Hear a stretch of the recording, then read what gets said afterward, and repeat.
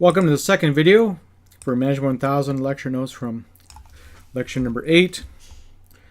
We're going to skip down this stuff which appeared in the first video and take a look at the Formative Assessment Quiz.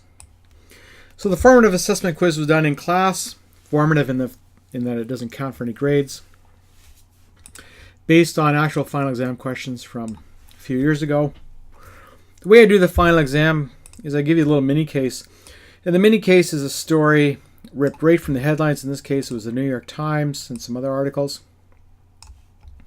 And so I include the article and some information, and I give it to you ahead of time. And you're free to do any research you want.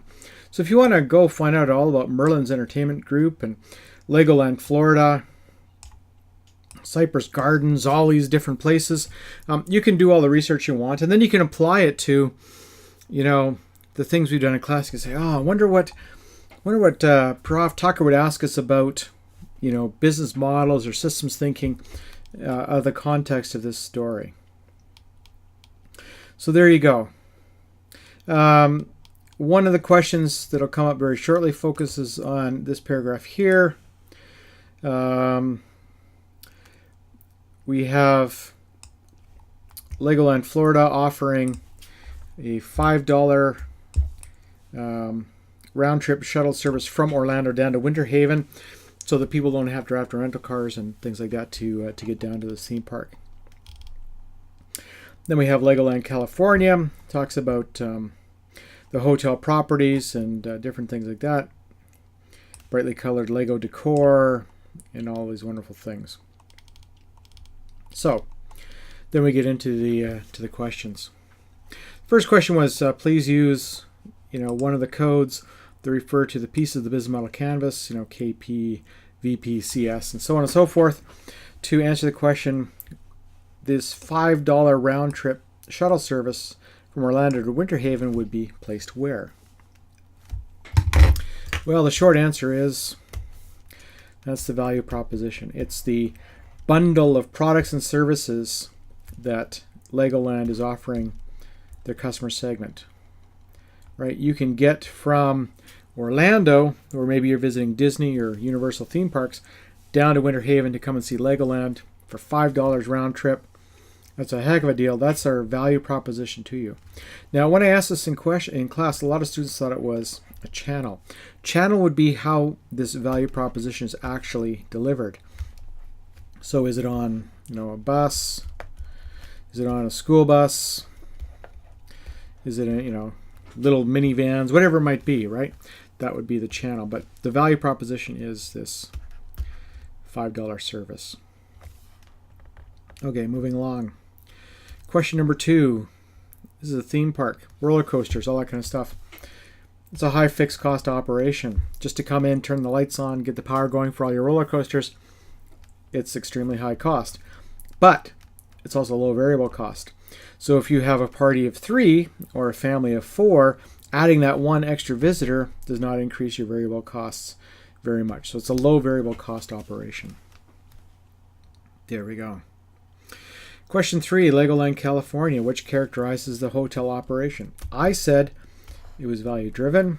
I had a couple questions at the end of class saying, yeah, but could it not be cost driven as well? And my advice would be go back and take a look at the definitions of value driven and cost driven from business model generation.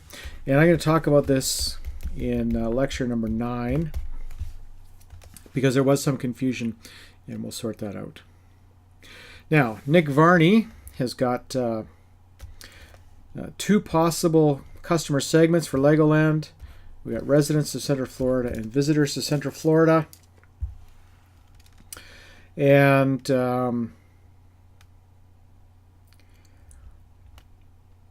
he's describing one of these groups as daddy 2 kids, male 30, annual household income, blah, blah, blah. Daddy 2 kids would be an example of empathy mapping. Right, so this is the famous diagram where we have daddy 2 kids.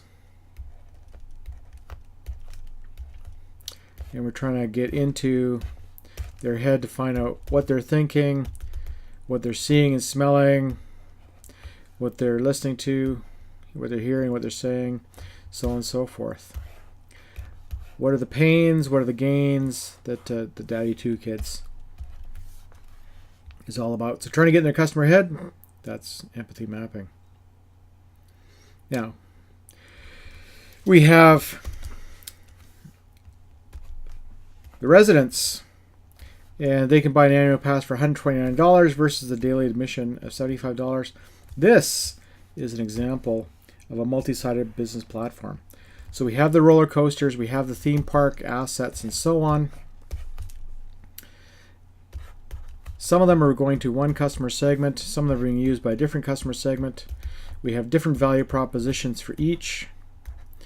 Here's the $75 one, here's a $129 one, and there we go. Different customer segments, different value propositions, but we're still using the same theme park assets.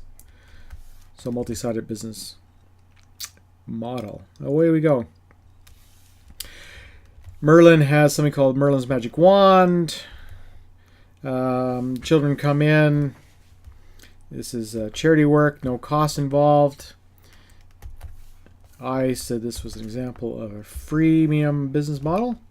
So we're offering up our goods or services for free to one customer segment. The other customer segments are subsidizing this model. So that was the answer to that one. Number 7, we're looking at Merlin executives, and we're looking at Universal Orlando, Walt Disney World. Everybody here is in the same industry, so we're going to use a Porter 5 Forces industry kind of model. Find out,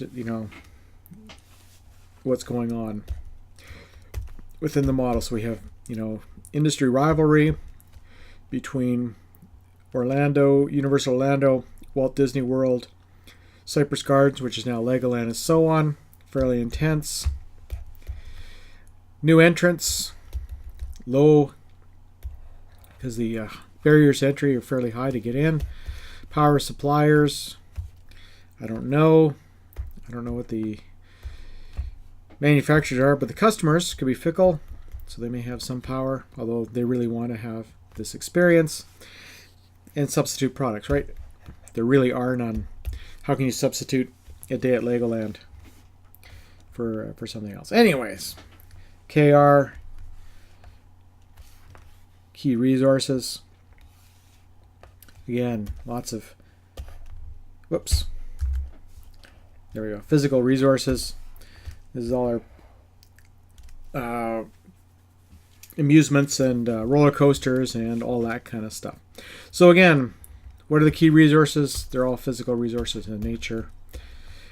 And that takes care of the business model question. So that was 16 minutes, roughly 2 minutes per question, as sort of an indication to allocate your time. So that was the Formative Assessment Quiz, actual exam questions from a few years ago, and that was from lecture number 8.